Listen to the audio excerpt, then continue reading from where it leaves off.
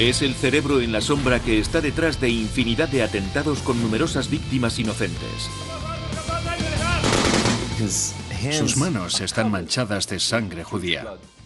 En Israel estaba considerado como un architerrorista. La única opción era eliminarlo. La operación es encomendada a la unidad de las Fuerzas Especiales de Élite israelíes.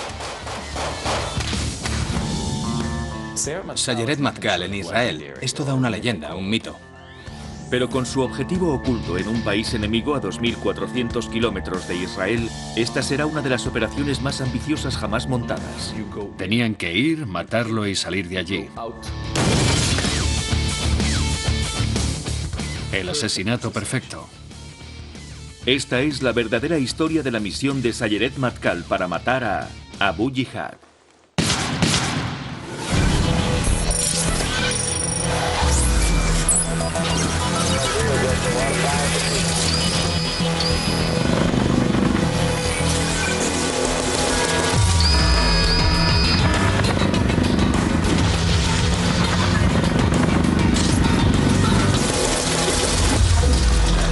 Operaciones ocultas. El asesinato de Abu Jihad.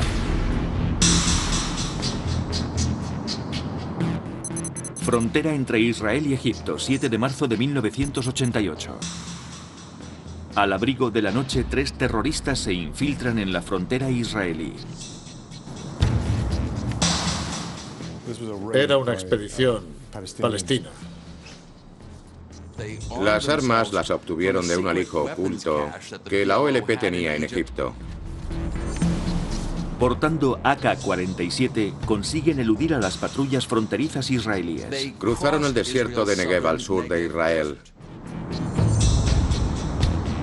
Su presencia pasa inadvertida hasta que llegan a una remota carretera en el desierto.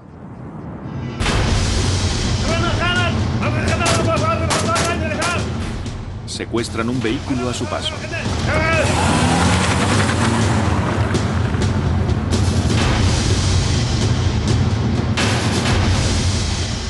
Puesto de seguridad israelí. La inteligencia israelí recibe informes sobre el asalto. Ya saben que un grupo de hombres armados anda suelto en Israel, pero no tienen ni idea de cuál es su objetivo. Se montó un enorme operativo de seguridad en el sur de Israel con controles en todas las carreteras. Una hora más tarde, el vehículo fue visto acercándose a un área de seguridad. Sucedió cerca de Dimona, la sede del reactor nuclear israelí. Parece claro que los terroristas planean un ataque al reactor de Dimona, la instalación militar más importante de Israel. Es donde guardan su armamento nuclear, aunque Israel nunca ha reconocido tenerlo. Con las instalaciones de alto secreto amenazadas, las unidades del ejército se apresuran a interceptar a los terroristas antes de que alcancen su objetivo. Al darse cuenta de que las fuerzas israelíes les pisan los talones, los terroristas palestinos cambian de repente sus planes.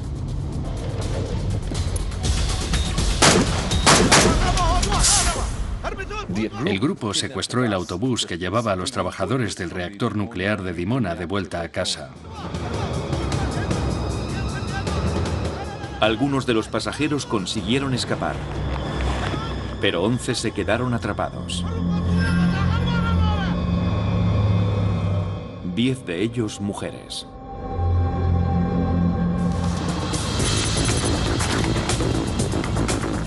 Las fuerzas de seguridad israelíes rodean el autobús y tratan de negociar con los terroristas. Pero los terroristas no están interesados en negociar. Entonces apuntan con las armas a los rehenes.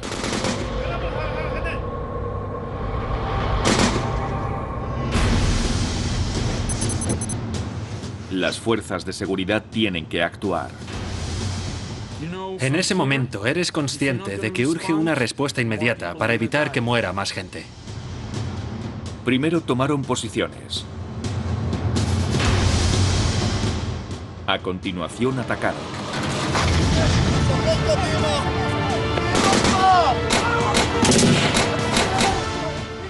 En cuestión de segundos, los soldados israelíes abordan el autobús y matan a los 3 terroristas.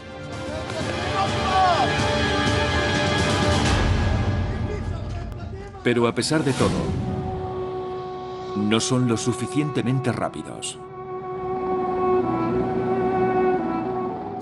3 de las trabajadoras de la planta de Dimona fueron asesinadas. 2 de las víctimas son jóvenes madres. De ahí que el episodio se haya acabado conociendo como el atentado al autobús de las madres.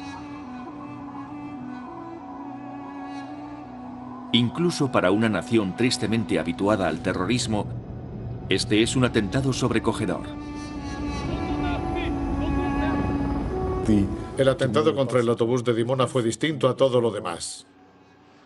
Fue algo espeluznante, no solo por dirigirse contra inocentes, sino contra mujeres, contra madres, algo que toca realmente la fibra en Israel. Incluso antes del funeral, las agencias de inteligencia ya habían identificado al hombre que estaba detrás del ataque. Cuartel General del Mossad, Tel Aviv. El hombre que buscaban es Abu Jihad. En árabe, Abu Jihad significa padre de la lucha. Los israelíes saben que ese es el nombre que utiliza uno de los comandantes palestinos más influyentes. Abu Jihad es un nombre de guerra como muchos nombres palestinos. Su verdadero nombre es Jalil al-Wasili. Abu Jihad es un mítico comandante de la OLP. En la organización palestina, obviamente era considerado uno de sus grandes líderes. Es el segundo hombre más importante de la Organización para la Liberación de Palestina y dirige su ala militar. Abu Jihad estaba a cargo de las operaciones de Al-Fatah.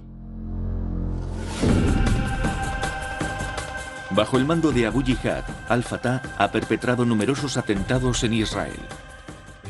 Ha organizado y planificado algunas de las acciones armadas más relevantes. Personas inocentes murieron en brutales circunstancias por su culpa. En Israel estaba considerado como un architerrorista. Abu Jihad era un hombre muy peligroso.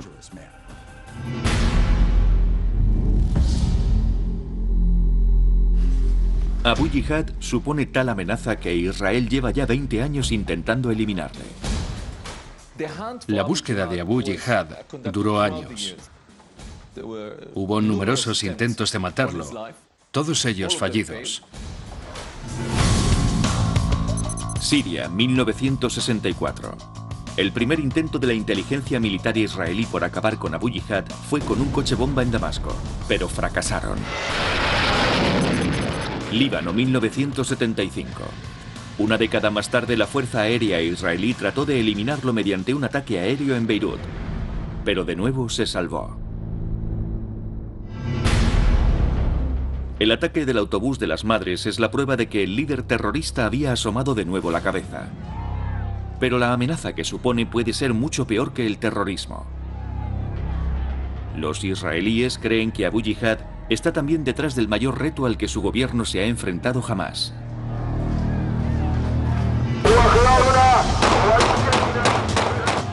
En Israel, los palestinos se han levantado y su revuelta dura ya 3 meses. Había protestas contra el gobierno. Grandes multitudes, a menudo de gente joven, lanzaban piedras a las fuerzas israelíes y la situación presentaba aspectos de levantamiento armado. El ejército se había desplazado a la Franja de Gaza y lidiaba con una inmensa oleada de protestas. El movimiento fue conocido como la Intifada, el levantamiento. Y los israelíes estaban convencidos de que los hilos de la revuelta los manejaba Abu Jihad. Él reivindicó la responsabilidad sobre el estallido de la Intifada palestina. Dijo ser el que daba las órdenes a las tropas, el que incitaba a las masas a salir a la calle. Israel no podía permitir que la insurrección se propagara. Tel Aviv, Israel, abril de 1988. La Intifada causó un daño irreparable al prestigio de Israel en todo el mundo. Pensaron que debían concentrarse en Abu Jihad porque no podían permitirle seguir actuando así. Y el hombre que decide que hay que ocuparse de Abu Jihad es Isaac Rabin, por entonces ministro de Defensa de Israel. Isaac Rabin estaba al mando de la inteligencia israelí y de las fuerzas de seguridad. Rabin era un hombre implacable, un militar por encima de todo. Su concepto de paz estaba basado en la creencia de que Israel debía mantenerse firme y defenderse. Estaba férreamente convencido de que había que ir a por los terroristas que atentaban contra los israelíes. Rabin decide que Israel debe eliminar a Abu Jihad.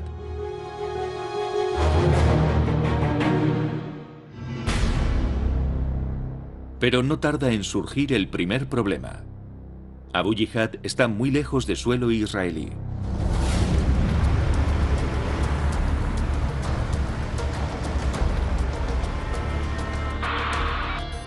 La inteligencia israelí ha seguido el rastro de Yihad hasta Túnez, al norte de África, a 2.400 kilómetros de Israel. La ciudad es el nuevo cuartel general de la Organización para la Liberación de Palestina. Allí estaba la sede de la OLP, muy lejos de Israel, en la costa de África. Abu Jihad, junto con otros líderes palestinos, había establecido su residencia en un tranquilo barrio de la capital tunecina. Vivía con su familia en un palacete, en un barrio junto a la playa de Túnez. Estando tan lejos de Israel, Abu Jihad se sentía tranquilo y seguro. No pensaba que la inteligencia israelí pudiera llegar tan lejos y a un rincón tan remoto. Pero se equivocaba.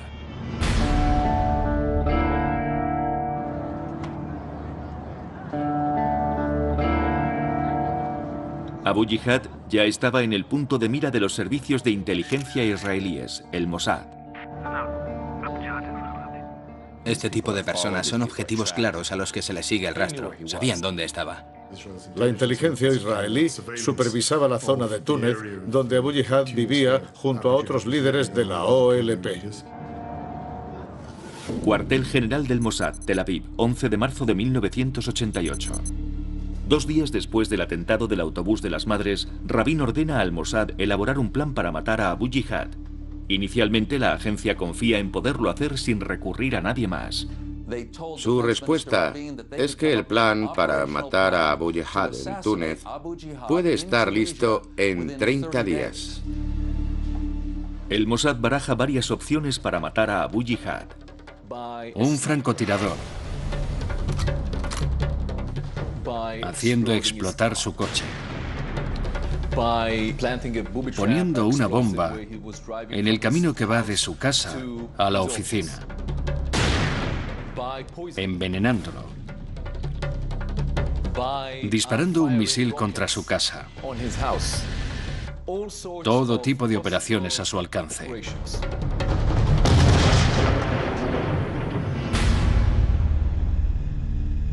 Pero Rabin las rechaza todas.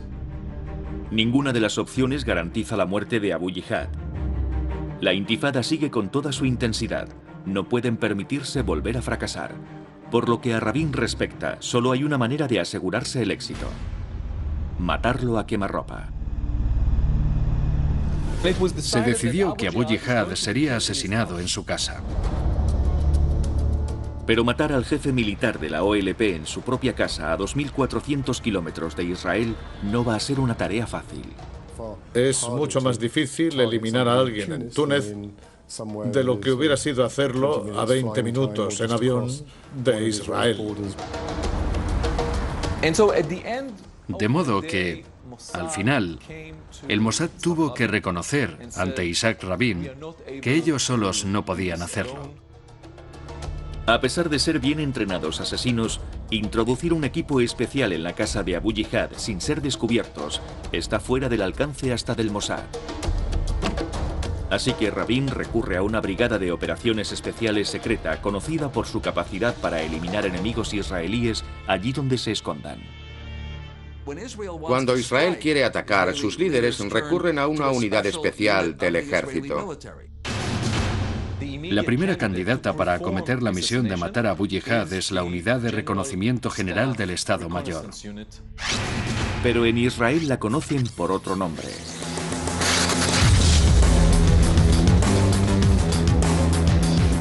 En inglés se conoce como la unidad, pero en hebreo se llama Sayeret Matkal. Sayeret Matkal, en Israel, es toda una leyenda, un mito. Es básicamente la unidad de élite del ejército. Es el sinónimo de unidad de élite. Hay otras unidades, pero esta es lo mejor de lo mejor. Están inspirados en los SAS. Los SEAL y los Delta Force también son unidades parecidas. Y como estas otras unidades especiales, los Sayeret Matkal son expertos en matar personas. Se les considera especialistas en asesinatos. Están dispuestos a sacrificar cualquier cosa por su país. Estos comandos cuentan con una intensa instrucción en técnicas de supervivencia, puntería y combate cuerpo a cuerpo.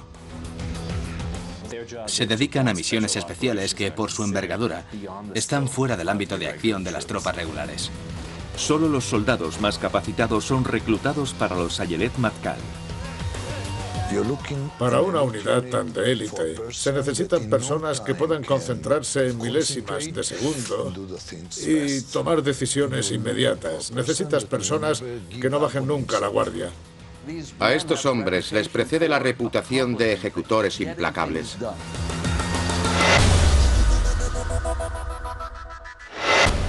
Entebbe, Uganda, julio de 1976. Su reputación se vio consolidada en una legendaria operación desarrollada en 1976.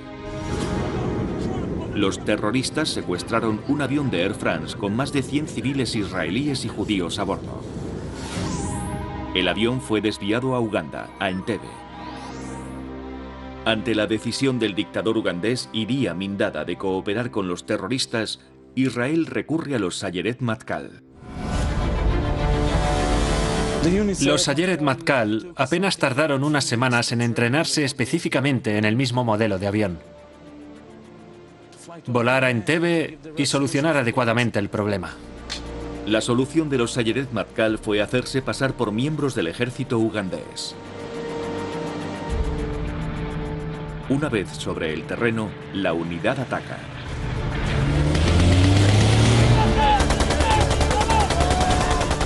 Se trasladaron a miles de kilómetros de Israel para realizar una misión antiterrorista. Había que matarlos y escapar sanos y salvos. 102 rehenes fueron rescatados y devueltos a Israel. Solo hubo 3 víctimas civiles.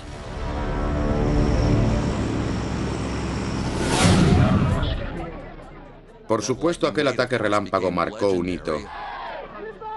Fue el origen de la leyenda de los Sayeret Matkal como unidad de élite. Rabin está convencido de que no hay una unidad mejor preparada que ellos para encargarse de Abu Jihad. Así que llama al hombre que había sido uno de los arquitectos de la misión de Entebbe. Es el soldado más condecorado de Israel, una leyenda viva, Ehud Barak.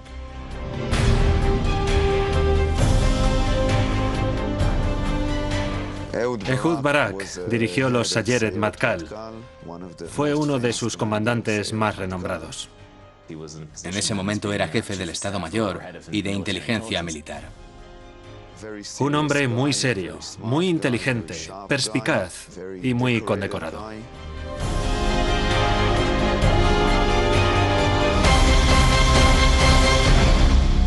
Rabin le pide a Barak que elabore un plan para que los Sayeret Matkal asesinen a Abu Jihad. El plan se conocerá como la operación Demostración de Fuerza. Barak demostrará en ella una de las marcas de identidad de los Sayeret Matkal, la meticulosa planificación. La clave radica en averiguar hasta el más mínimo detalle de las condiciones sobre el terreno. Ellos, mejor que nadie, saben la importancia de la inteligencia de una buena inteligencia. A pesar de la distancia, si todo se planificaba con antelación, había una probabilidad razonable de que saliera bien. Primero, Barak dispuso que el Mossad enviase más hombres a Túnez. Túnez, República de Tunisia. Anteriormente la orden había sido simplemente no perder el rastro de Abu Jihad. Ahora la orden era obtener la información más detallada posible sobre cada uno de sus movimientos. El Mossad envió agentes a Túnez que se hicieron pasar por turistas o por hombres de negocios, pura rutina para los agentes del Mossad. Fueron enviados a Túnez a solucionar todas las incógnitas que se les planteaban a los Sayeret Matkal. Haciéndose pasar por libaneses, el nuevo equipo se pone en contacto con los agentes ya introducidos en la ciudad. Los agentes controlan todos los movimientos de Abu Jihad por la ciudad. La inteligencia israelí recibe información minuciosa actualizada sobre cada detalle de la vida de Abu Jihad y sobre sus rutinas. Los agentes escuchan las llamadas telefónicas recibidas en el domicilio de Abu Jihad. El Mossad emplea medios electrónicos para interceptar las comunicaciones y escucharlas, y así saber a ciencia cierta cuándo Abu Jihad está en su casa. Escuchando y vigilando todos y cada uno de sus movimientos, el Mossad no tarda en averiguar toda la información esencial que Barak necesita para lanzar su operación. ¿Quién vive con Abu Jihad? ¿Cómo está construida la casa? ¿Quién ocupa cada habitación? ¿Cuántos vigilantes tiene? ¿Qué distancia la separa de la comisaría de policía? Saben cuánto miden las paredes perimetrales, el tipo de ventanas, puertas y cerraduras que protegen la casa, la distancia entre habitaciones. En poco tiempo conocen cada detalle de las defensas con las que cuenta la casa. Saben exactamente dónde está, cuándo se va a dormir, cuándo llega, cuándo se va y dónde están sus guardaespaldas en cada momento. Campo de entrenamiento de los Sayeret Matkal. Sur de Israel. En Israel, y provisto con la información de la inteligencia del Mossad, Barak empieza a trazar los planes para la operación. Empieza a gestarse el plan de los Sayeret Matkal para eliminar a Abu Jihad. El plan desarrollado por Barak consiste en enviar a un pequeño equipo de comandos a asaltar la vivienda de Jihad al abrigo de la noche. Pero esto solo puede funcionar si la misión se coreografía a la perfección. La preparación y la planificación es lo más importante para un soldado o una unidad de las fuerzas especiales. Trazan el plan empleando la información detallada enviada por el Mossad. Construyeron una maqueta que era una copia exacta de la casa. Barak marca los puestos de guardia y los puntos de entrada. Hacen acopio de todos los datos de inteligencia para tratar de discernir la mejor vía de incursión en el objetivo. Se debaten las diferentes estrategias para el asalto con el fin de minimizar el riesgo de que se produzca cualquier fallo. Son soldados inteligentes con mucha experiencia sobre el terreno, de manera que si proponen una buena idea, se adopta y se modifica el plan. Una vez acordado el plan, los comandos trazan el plano exacto de la vivienda.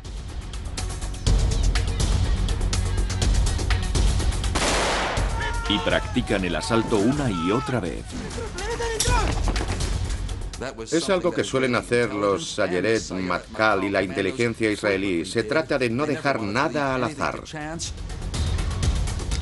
Como en cualquier otra operación secreta o de inteligencia, es imprescindible entrenar los pasos exactos, los movimientos exactos propios y de los demás, y además esperar siempre lo inesperado.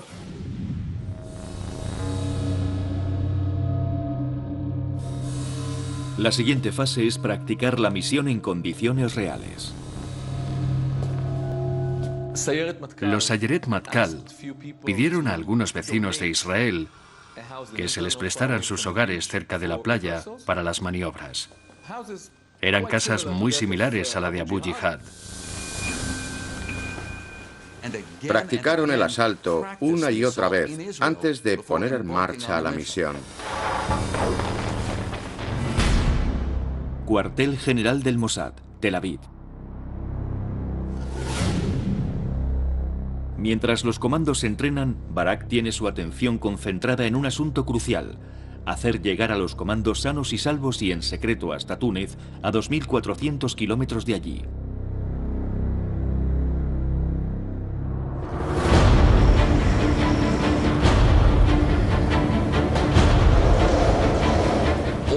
Todo el poder militar israelí estuvo implicado en la operación. El Mossad, la inteligencia militar, la armada y las fuerzas aéreas. Barak moviliza a todas las fuerzas armadas israelíes. Primero a la armada, a la que encargará el traslado de los comandos de Israel hasta aguas tunecinas en patrulleras antimisiles. Era un enorme ejército de barcos, aviones, cargueros y portahelicópteros. Sobre ellos, Barak ordena a la Fuerza Aérea que esté preparada para una posible evacuación de emergencia. La Fuerza Aérea cubre a los Sayeret Matkal por si fuera necesaria una evacuación si algo malo sucediera. Se trata de una misión sin precedentes por su envergadura y su objetivo. Fue una operación inmensa en la que participaron miles de soldados, oficiales de inteligencia, oficiales de la Armada, el Mossad, la inteligencia militar.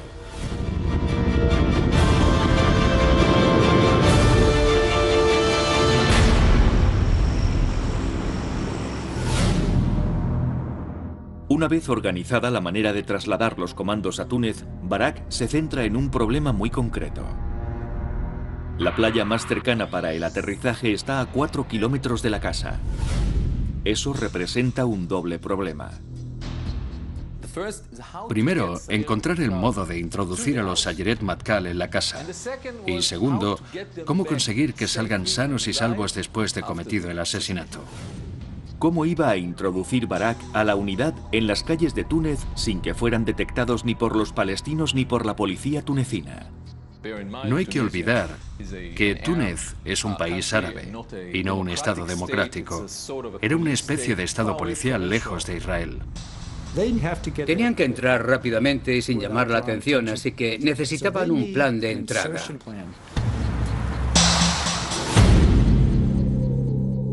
Barak idea una ingeniosa manera de introducir y sacar a los comandos de la casa sin ser detectados. Primero se inventan un plan para distraer a la policía y dejar la zona libre de vigilancia. Esperábamos que interviniesen las fuerzas locales, así que informamos a la policía de que estaba pasando algo muy lejos de allí, en la otra punta de la ciudad. Así que todos los agentes acudieron a ese punto y así se ganó tiempo para la entrada de los Sayeret Matkal. A continuación, los agentes del Mossad sobre el terreno alquilaron coches y los llevaron hasta la playa. Allí recogieron a los comandos y los trasladaron en ferry a un alojamiento cercano a la casa. Los coches que fueron alquilados se aparcaron en la playa con el fin de que no levantaran sospechas. Los agentes del Mossad aparcaron los coches cerca de la residencia de Abu Jihad. Los comandos tendrían que recorrer los últimos metros hasta la casa a pie. Ese sería el momento de mayor vulnerabilidad. Para que ese recorrido fuera seguro, Barak recurre a sus propias experiencias. Beirut, Líbano, 9 de abril de 1973. 15 años antes, Barak había participado en una de las misiones más reconocidas de la historia de los Sayeret Matkal. La unidad fue enviada a Beirut, al corazón del territorio enemigo. Les habían encomendado la misión de matar a los autores del asesinato de 11 deportistas israelíes en los Juegos Olímpicos de Múnich.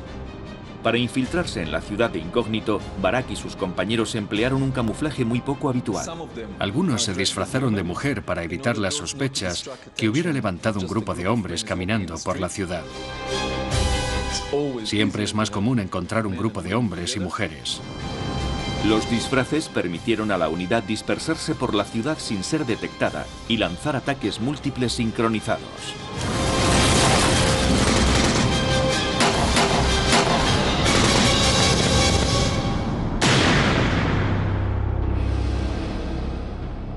Cuando la operación concluyó, 15 reconocidos terroristas habían muerto. El equipo de Barak utilizaría la misma treta en Túnez para llegar hasta la casa de Abu Yihad sin ser detectados. A los israelíes les pareció que el truco podía funcionar también en Túnez, a 2.400 kilómetros de distancia, así que representaron de nuevo el mismo guión.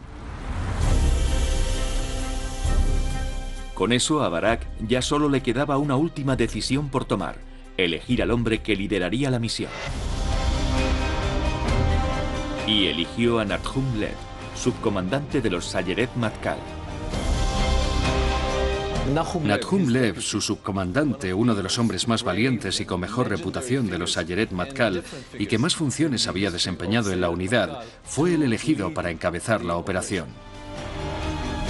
Tras leer toda la documentación de inteligencia disponible, Lev declara a Abu Yihad: hombre muerto. Dijo: he leído el expediente de Abu Yihad. Sé cuántos judíos, cuántos hermanos israelíes ha asesinado. Sé cuán manchadas están sus manos de sangre judía.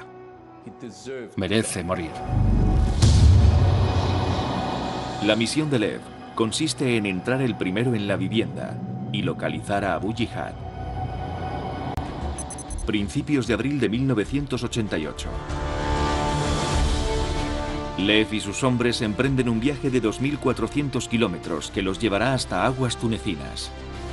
La persecución de 25 años de Abu Yihad está a punto de terminar.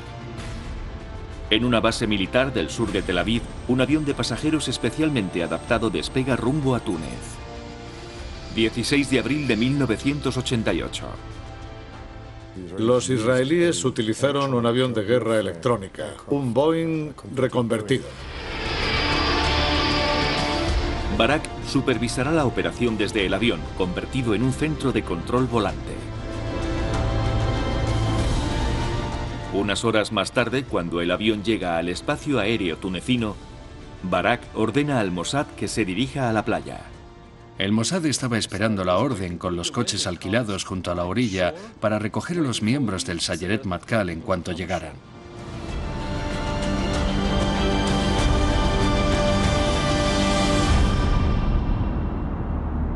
Con los agentes del Mossad en sus puestos, se da la orden a los Sayeret Matkal de avanzar hasta la costa. La flotilla 13, los SEAL israelíes, es la encargada de conducirlos hasta la orilla.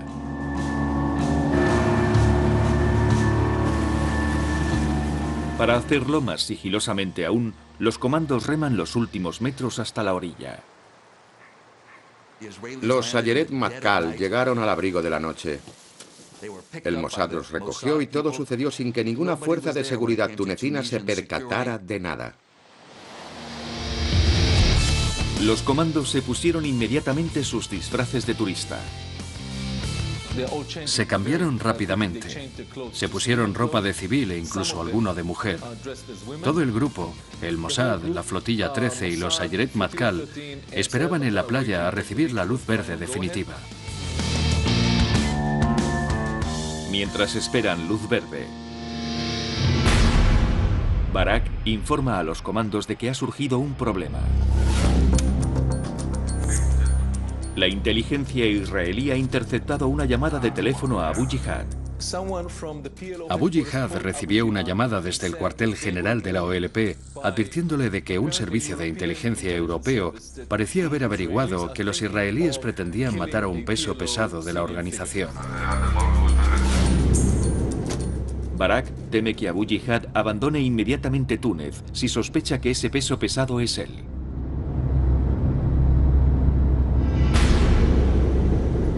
Los israelíes temen que Yihad se tome en serio la amenaza. Barak solicita un informe al equipo del Mossad que vigila la residencia de Yihad para saber si está en casa o ha huido de Túnez. Los agentes le informan de que su coche ha sido visto entrando en la casa, pero no pueden confirmar si Abu Yihad está dentro.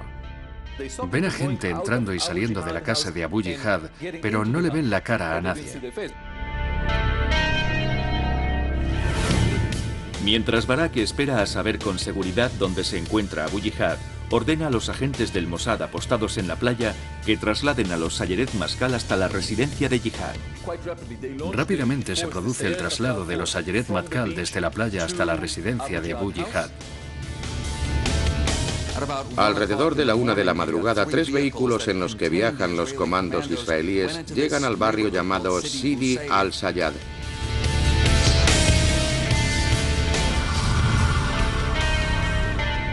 Uno de los vehículos, con 8 comandos israelíes en su interior, llega hasta la parte delantera de la casa. Pero Barak no puede ordenar a los comandos que lancen el asalto.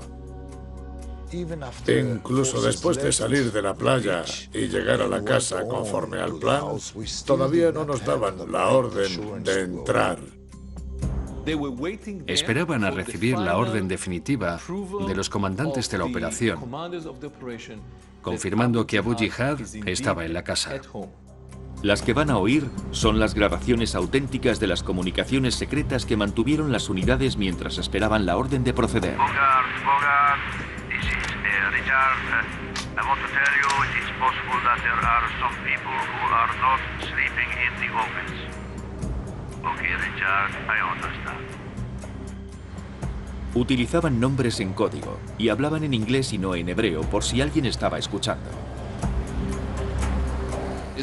Los comandos israelíes, sentados con pistolas y subfusiles entre las piernas, esperaban la señal de atacar. Sin la absoluta certeza de que Abu Jihad está en casa, Barak no puede dar la orden de atacar.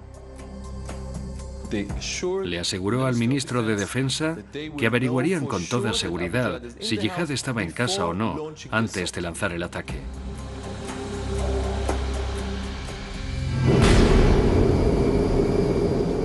Entonces es cuando Barak demuestra la auténtica infalibilidad de los Sayeret Matkal. Tiene un plan de emergencia. Es famosa la capacidad de adaptación de los israelíes. Cambiamos de punto de vista, de comportamiento, de actuación según convenga, según el tiempo y las personas implicadas. Y esta es una unidad de élite. Territorios palestinos en Gaza. Unos días antes, Barak había ordenado otra operación en territorio palestino. Asaltaron una vivienda en Gaza y arrestaron a un pariente lejano de Abu Jihad, que era abogado. Desde una base subterránea secreta en Tel Aviv, se realiza una llamada a la residencia de Abu Jihad con una línea desviada específicamente. Estaba manipulada para que pareciera que la llamada era desde Italia al despacho de Abu Jihad, el que tenía en su propia casa. Un agente israelí es el encargado de realizar la llamada y de hacerse pasar por un palestino que informa a Jihad de la detención de su pariente. Llamó gritando, alterado, pidiendo ayuda a Abu Jihad porque habían arrestado a Abu Rahma. Estos malditos sionistas han arrestado a Abu Rahma y lo están torturando. Entonces escucharon la voz al otro lado de la línea. Dijo que quién era y le pidió que se tranquilizara, que ellos se encargarían de todo, que iban a ayudar a Abu Rahma y que no se preocupara. El agente debía mantener a la persona hablando al teléfono. Escuchando, había 3 expertos en árabe entrenados específicamente para reconocer la voz de Abu Jihad. Cada uno de ellos tenía que levantar la mano cuando estuvieran seguros al 100% de que la voz que escuchaban al otro lado de la línea era la de Abu Jihad. Al escuchar la voz, el primero de los 3 soldados levantó la mano. Y a continuación, el otro.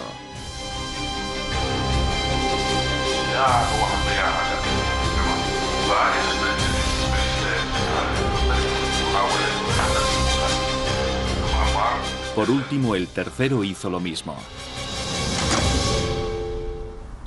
Quedó aprobado, confirmado y corroborado que Abu Jihad estaba en casa.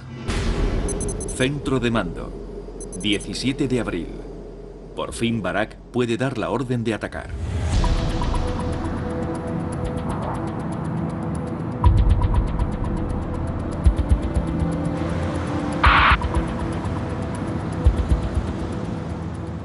Lev, el comandante de la operación y otro comando vestido de mujer inician la aproximación final a la residencia. Haciéndose pasar por una pareja de enamorados, caminan hasta las populosas calles. Ocultos a plena vista de todos, nadie sospecha de aquellos dos hombres. Su misión, acercarse a la casa sin llamar la atención y dejar fuera de combate al guardia de la puerta. Eran una pareja caminando por la calle con una caja de bombones en la mano. Pero en la aparentemente inocente caja de bombones, Lev esconde una pistola. Llevan un arma escondida en la caja de bombones. No iban a llevarla en una funda a la cintura ni alrededor del pecho. Lev y su compañero se aproximan a la entrada de la casa, donde el guardia está sentado en el Mercedes negro de Abu Jihad. Se acercan al chofer de Abu Jihad, que era uno de sus guardaespaldas y estaba sentado dentro del coche. La mujer distrae al chofer pidiéndole indicaciones. Extendieron un mapa, haciéndose pasar por turistas que querían preguntarle una dirección. Cuando el guardia desvía la mirada al mapa, Lev actúa.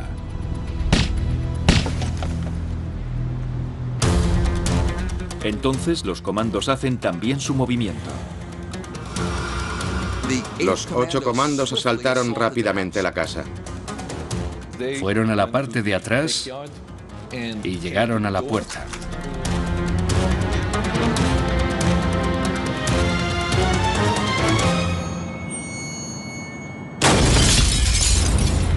El ruido llegó a oídos de Abu Jihad en la planta de arriba.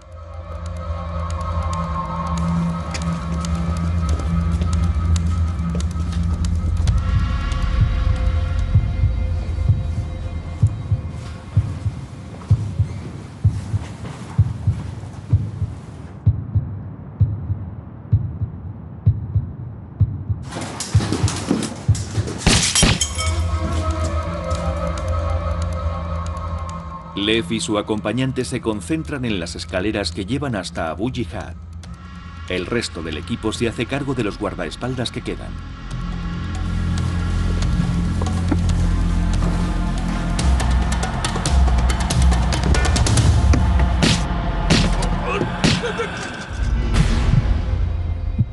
Con los guardaespaldas fuera de combate, Lev y su compañero se aproximan a su objetivo. Uno de los asesinos de los Sayeret Matkal, un joven oficial elegido por el mismo Nadhum Lev para ser el primero en entrar, subió por las escaleras. El comando oye que hay alguien al final de las escaleras. Es Abu Jihad o un miembro inocente de su familia. El comando sabe que apenas tendrá un instante para identificar al objetivo.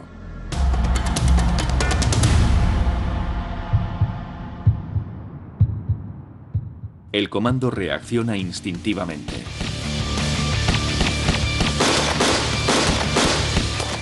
Y el resto de comandos de la unidad disparan también contra Abu Jihad. Abu Jihad recibe 70 impactos de bala. Sin embargo, su mano derecha, que era donde llevaba la pistola, queda prácticamente intacta. El tiroteo hace aparecer de repente a la mujer de Abu Jihad. Empezó a gritar: "Calas, Calas, vale ya, ¿no veis que está muerto?". A pesar de la tensión en la que todos estaban, la disciplina se impone. Hasta ante una situación inesperada, como fue la aparición de la esposa, la mujer no sufrió ningún daño. No disparamos incluso a pesar del riesgo de que nos atacara.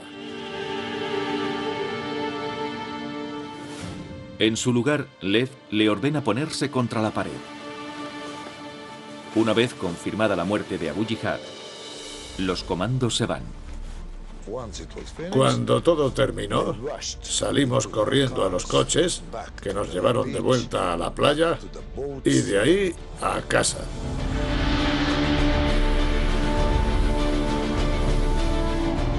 La operación completa se había llevado a cabo en cuestión de minutos. Al amanecer, las autoridades tunecinas, así como los investigadores de la OLP, descubrieron los 3 coches en la playa y las huellas en la arena. Mientras viajaban de vuelta a Israel, Los comandos ya sabían que incluso para sus propios estándares, la operación demostración de fuerza había sido un éxito sin parangón. Abu Jihad, el hombre que, según los israelíes, había planificado la intifada que pretendían detener, está muerto.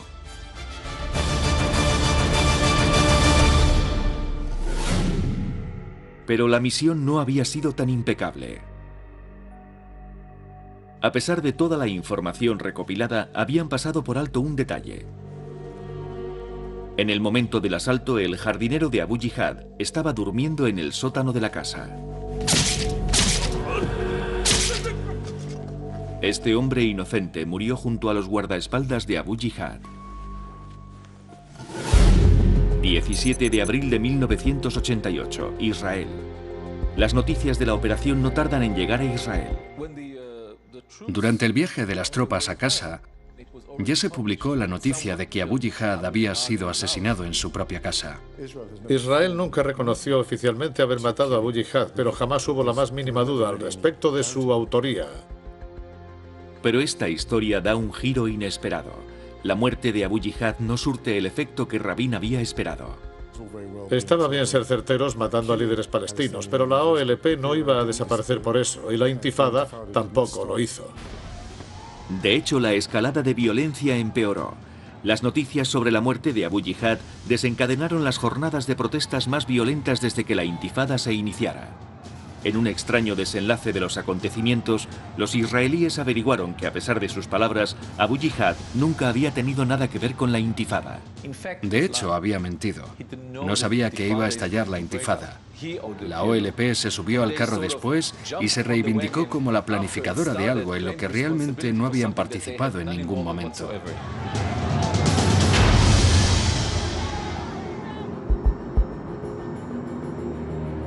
Y la reacción de los israelíes tampoco fue la esperada por Rabin. Todo el mundo reconocía que había sido una operación ejecutada a la perfección por nuestros chicos, pero al final, ¿qué efecto real había tenido en la situación? Ninguno. Quien sí pudo atribuirse un efecto para su carrera fue el hombre a cargo de la operación, Ehud Barak. Ha tenido una carrera impresionante, sin exagerar. En los años que siguieron a la misión de Túnez, Barak fue nombrado jefe del Estado Mayor. En 1999, el pueblo de Israel demostró su admiración por el Sayeret Matkal, eligiendo a su antiguo comandante como primer ministro de Israel. El pueblo israelí no sabe qué hacen exactamente los Sayeret Matkal, pero sí saben que son un grupo de hombres dignos de confianza que ejecutan a la perfección lo que se les encomienda.